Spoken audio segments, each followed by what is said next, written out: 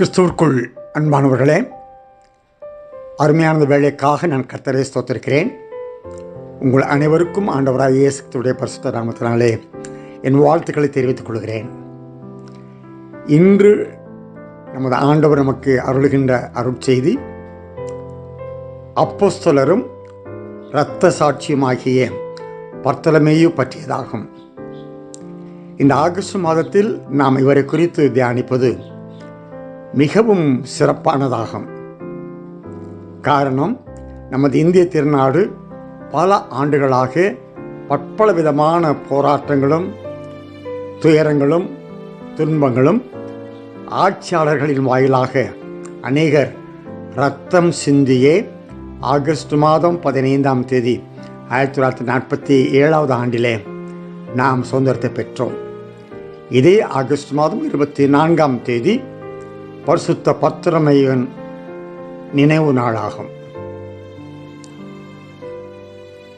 பரிசுத்த லூக்காவானவர் லூக்கா 6வது அதிகாரம் 12 முதல் 16 அடங்கிய வசனங்களிலே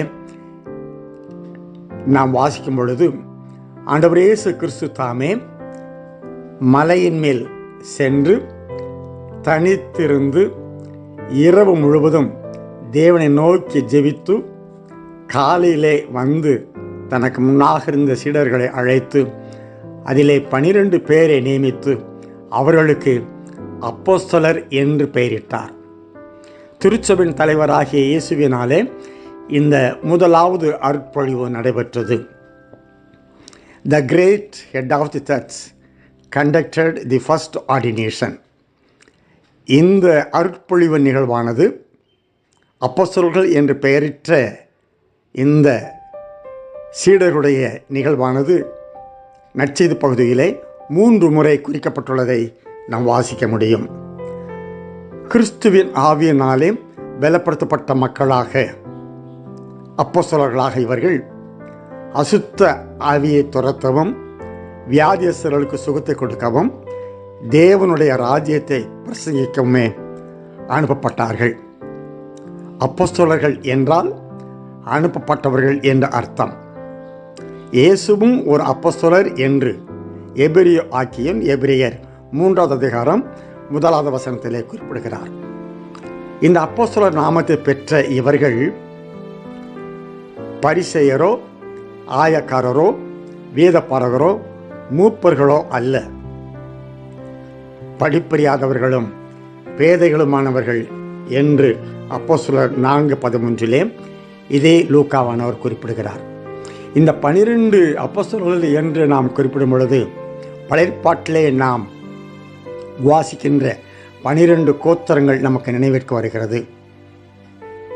இந்த 12 அப்போஸ்தலர்கள் 12 கோத்திரங்களை விசாரிக்கக்கூடிய நீதிபதிகளாக தேவனின் சிங்காசனத்தில் அமர்ந்து அவர்களை நியாயம் தீர்க்கின்றவர்கள் என்று இயேசுவானவர் லூக்கா 22:30 கூறுகிறார்.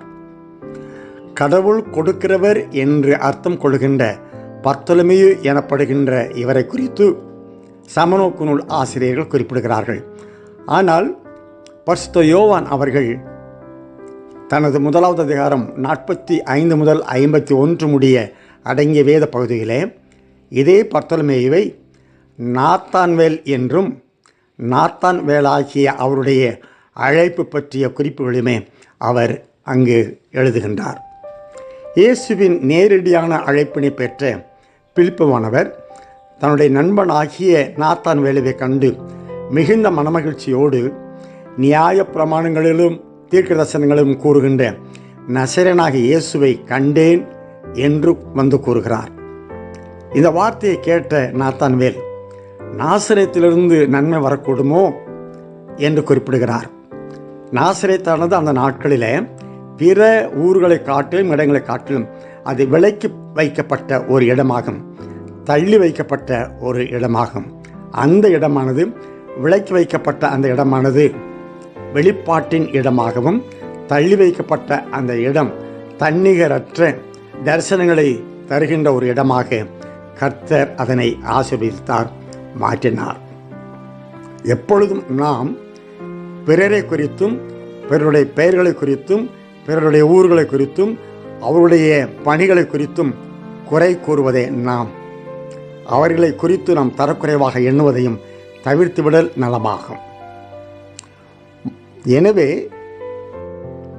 நாசரேத்திலிருந்து நலம் வரக்கூடுமோ என்று சொல்லுகின்ற நாத்தான்வேலை பார்த்த பிலிப்பு வேறு எந்த விதமான ஒரு விளக்கத்தை இயேசுவை குறித்து விளக்கம் ஏதும் கொடுக்காதபடியாக நாத்தான்வேலிடம் வந்து பார், கம் அண்ட் சி என்று குறிப்பிட்டார். இந்த வார்த்தையை கேட்ட நாத்தான்வேல் இயேசுவை நோக்கி வருகிறார். தன்னை நோக்கி வருகின்ற நாத்தான்வேலை பார்த்த ஆண்டவர் இயேசு கிறிஸ்து, இதோ கபடற்ற உத்தம இஸ்ரவேலன், behold an innocent genuine Israelite என்று குறிப்பிட்டார். அந்த வார்த்தையை கேட்ட நாத்தான்வேல் இயேசுவை நோக்கி, நீர் என்னை எப்படி அறிவீர் என்று கேட்டான். அதற்கு இயேசுவானவர், நீ அத்தி மரத்தின் கீழே அமர்ந்திருக்கும் பொழுதே உன்னை நான் அறிவேன் என்றார். அத்தி மரமானது எப்பொழுதும் பசுமையாக இருக்கும், பசுமையான அடர்ந்த இலைகளை கொண்டிருக்கும், அடர்ந்த கிளைகளை கொண்டிருக்கும். வேதப்பாரர்களும் பரிசேயரும் இந்த அத்திமரத்திற்கு கீழாக வந்து அமர்ந்து பிரமாணங்களை பிறருக்கு போதித்து தனி தியானங்களையும் மக்களுக்கு தியான பகுதிகளையும் எடுத்து கூறுவர். அநேகமாக நாத்தான்வேலும் இந்த இடத்திற்கு தனி தியானம் செய்யவும் பிரமாணங்களை கற்றுக்கொள்ளவுமே இங்கே வந்திருப்பார். இவரை போன்று அநேகர் வந்து தனி தியானம் செய்து கடவுளோடு கூட தங்களை தியானத்தில் இணைத்துக் கொள்கின்ற ஒரு மரபு, ஒரு பழக்கம் அவருக்குள்ளாக இருந்தது. நாத்தான்வேலும் அதே நிலையில் அங்கு வந்திருப்பார். எனவே இயேசுவானவர் தொடர்ந்து நாத்தான்வேலோடு பேசும் பொழுது, நீ அத்திமரத்தின் கீழே இருந்ததை நான் கண்டதை குறித்து சொன்னாய், ஆனால் இவைகளுக்கு மேலான காரியங்களை காண்பாய் என்றும் இயேசுவானவர் குறிப்பிட்டு, பழைய ஏற்பாட்டிலே இஸ்ரவேல் என்று அழைக்கப்படுகின்ற யாக்கோப்பிற்கு தேவன் கொடுத்த தரிசனம் ஆதியாகமம் 28 12வது வசனத்தில் உள்ள அந்த தரிசனத்தை குறிப்பிடுகிறார். அந்த தரிசனமானது வானம் திறக்கப்பட்டிருப்பதும் பூமியிலிருந்து வானத்திற்கு நேராக ஒரு ஏணி இருப்பதும் தேவதூதர்கள் அந்த ஏணியிலிருந்து ஏறுவதும் இறங்குவதுமான ஒரு திருக்காட்சியை யாக்கோப்பு பெற்றிருந்தார். அதே தரிசனத்தை இங்கே நாத்தான்வேலுக்கு இயேசு கிறிஸ்துவானவர் குறிப்பிடுகிறார். வசனம் 51, யோவான் 1வது அதிகாரம் 51 வசனத்திலே அப்படியே வாசிக்கிறோம். ஆனால் இயேசு கூறிய இந்த தரிசனத்திலே ஏணி இல்லை. காரணம், ஏணி இயேசுவானவர்.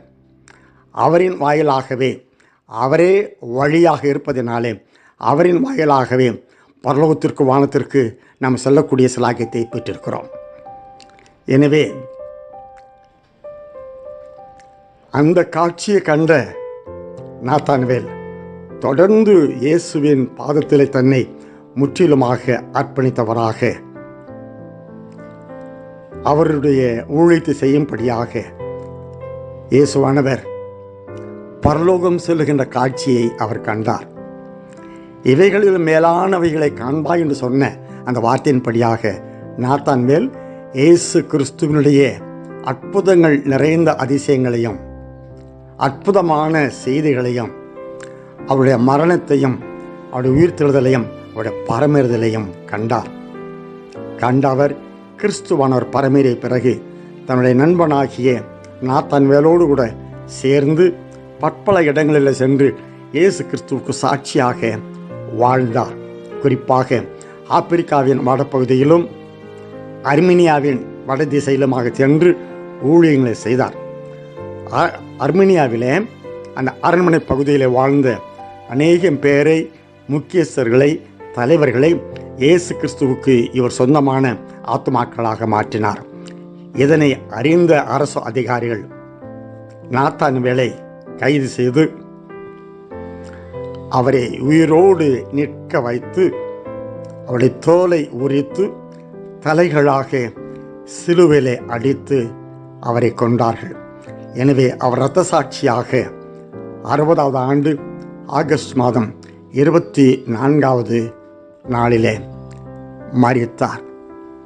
எனக்கு அன்பானவர்களே, நாத்தான்வேலை குறித்து தியானித்த நாம், செய்திகளை கேட்ட நாம், இந்த வேளையிலே நாத்தான்வேலுவை போன்று இயேசு கிறிஸ்துவினாலே நட்பேறு பெற்றவர்களாக கபடற்ற உத்தம இஸ்ரவேலர் என்ற பெயரை பெற்ற நாத்தான்வேலை போன்று நாமும் அவருடைய சமூகத்திலே நட்பெயரை பெறவும், நாத்தான்வேலுக்கு கொடுத்த அதே வாக்கு, இவைகளிலும் மேலானவைகளை காண்பாய் என்று சொல்லுகின்ற அதே வார்த்தைகள் நமக்கும் ஆண்டவராலே கிடைக்கட்டும்.